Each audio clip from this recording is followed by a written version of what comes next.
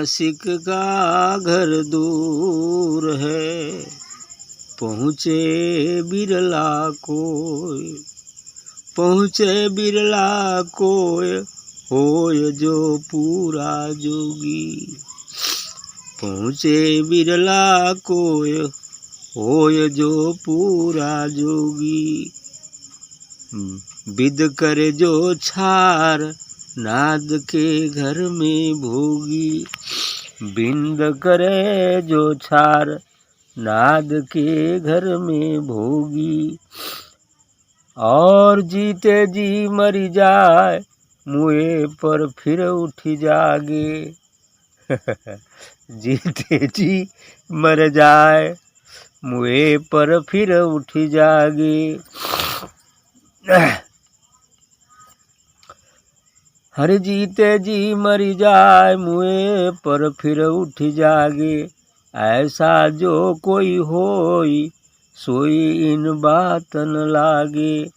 पुरजे पुरजे उड़े, अन्न बिनु बस्तर पानी। पुरजे पुरजे उड़े, अन्न बिनु बस्तर पानी।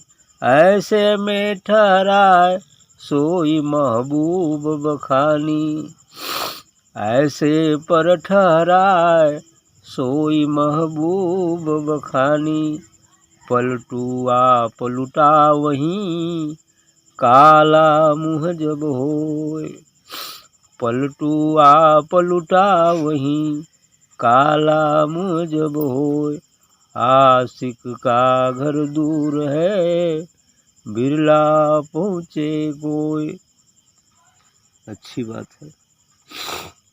आशिक का घर दूर है, बिरला पहुँचे कोई।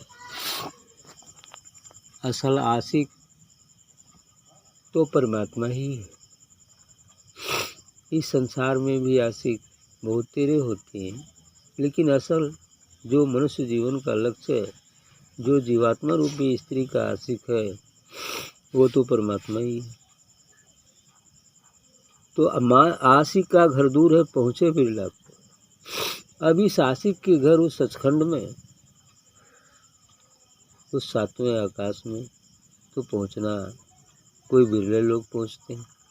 हाँ, वो दूर से भी दूर और निकट से भी निकट है। लेकिन निकट की वस्तु भी यदि दिखलाई नहीं देती तो बहुत दूर मालूम पड़ती, बहुत दूर मालूम पड़ती। पास पॉकेट में रखी चीज भी यदि उसको खो दे हम उसका होश, तो उसको दुनिया में चारों तरफ ढूंढते फिरे तो भी वो मिलने वाली नहीं है, जबकि वो पास में ही है। उसी प्रकार वह आत्मा व परमात्मा हमारे हृदय के कुष्ठ में ही है, लेकिन ना जानने से, उसका विस्मरण हो जाने से जो है हम उसको बाहर बाहर ढूंढते फिरते हैं, लेकिन फिर भी वो कहीं मिलने वाली नहीं। जब तक कि हमारी दृष्टि बाहर से अंदर नहीं जाएगी, तब तक उसका पता नहीं चल पाएगा। कथा तब पहुँचे बिरला कोई होए जो पूरा जोगी। जो पूरा जोगी हो जाता है वही उस जगह पहुँच पाता है। जोगी होना मुश्किल है। हालांकि योगाभ्यासी तो बहुत सारे लोग होते हैं, और योगाभ्यासी भी न हो तो जोगी का ढोंग रचाने वाले तो बहुत तेरे लोग होते हैं। जोगिया वस्त्र पहन लेने से कोई जोगी नहीं होता। साधु का पोशाक और दाढ़ी जटा बढ़ा लेने से कोई साधु नहीं होता।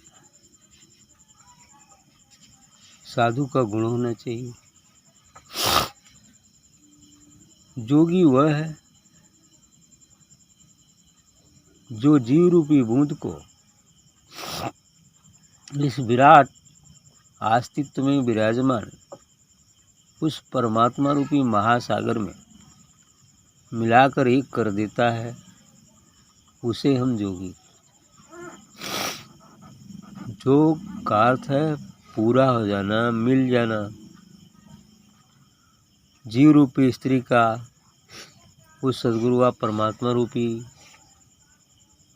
आशिक या प्रीतम से मिल जाना, ये योग हो गया। इसलिए कहते हैं कि पहुँचे बिरला कोय, होए जो पूरा जोगी। पूरा जोगी हो गया तो पहुँच गया तभी तो जोगी हुआ। अभी पहुँचे ही नहीं तो जोगी कैसा। बूंद सागर के किनारे रुक जाए जाकर, सागर में मिले ही नहीं तो सागर कैसे बन पाएगी।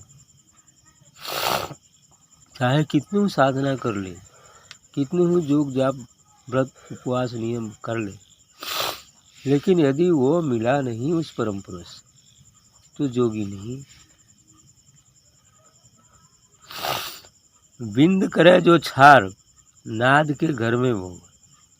बिंद करे जो छार, और इस बिंद अर्थात इस संसार के विषय वासनाओं को जो जलाकर राख कर दे और नाद के घर में भोगी हो जाए, नाद के घर में भोगी, और उस ओंकार जो नाद है, जो अनहद नाद है, वहाँ निवास करे और वहाँ से भी झरने वाले उस अमृत रस का पान करे, उसका भोग करे।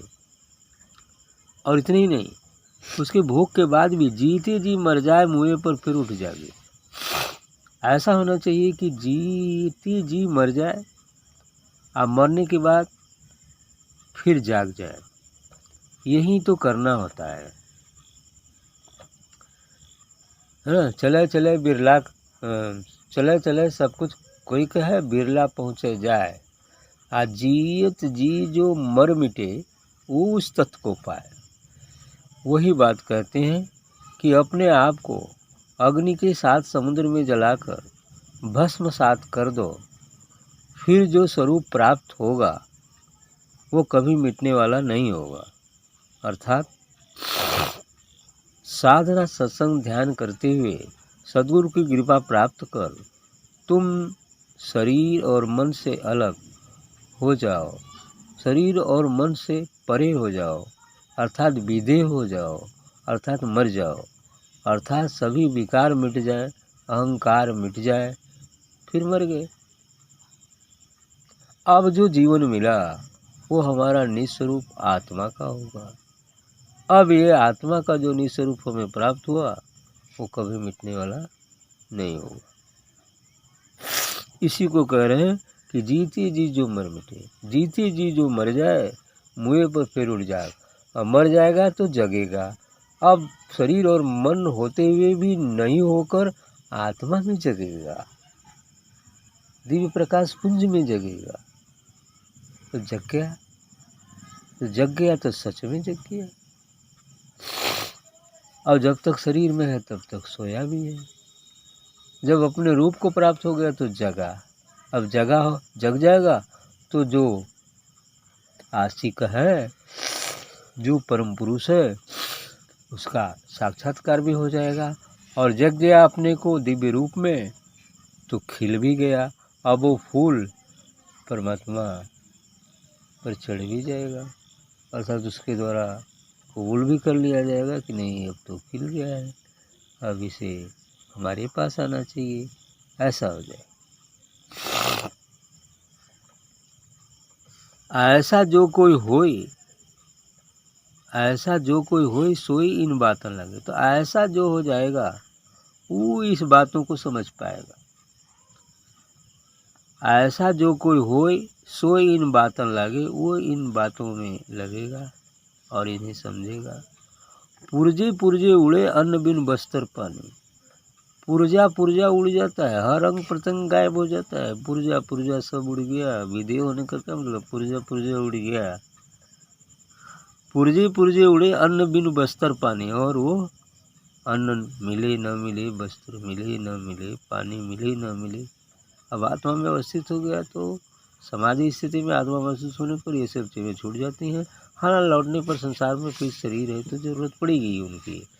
लेकिन जो समाधिस्थ लोग होते हैं, जंगलों में जो समाधिस्थ हो जाते हैं, तो वहाँ भूख प्यास की कोई बात नहीं रह जाती, क्योंकि आत्मा में कोई भूख नहीं, कोई प्यास नहीं, कोई चीज़ नहीं, कोई विकार नहीं, बस आनंद ही आनंद है।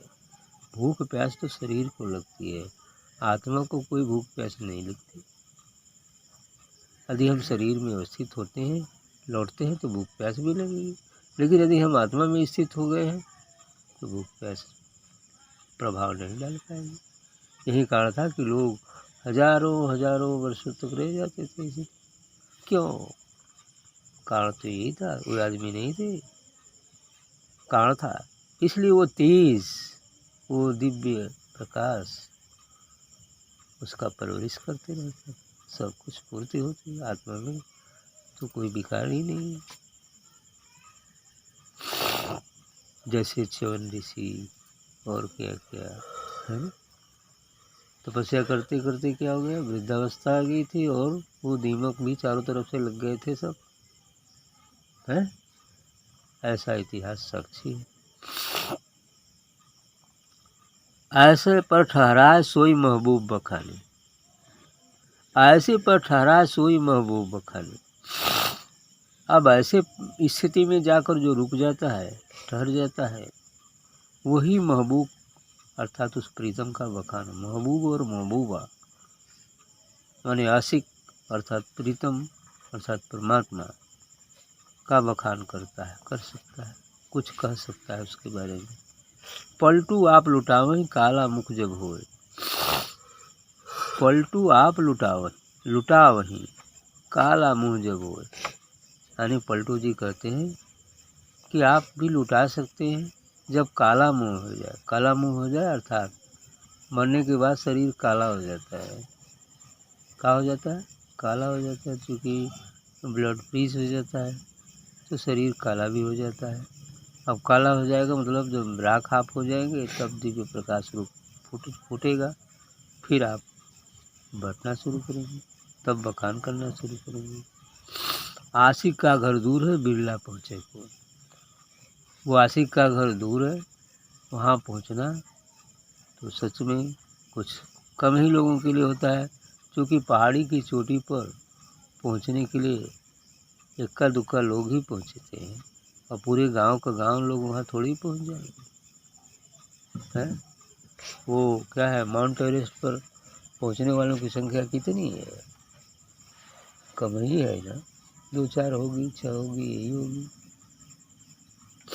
तो इस तरह से पहुँचने वालों, जो टॉप पर पहुँचने वालों की संख्या है वो बहुत कम है। ठीक, इसलिए आशिक का घर दूर है बिरला पहुँचे को। दूर भी है, नज़दीक भी।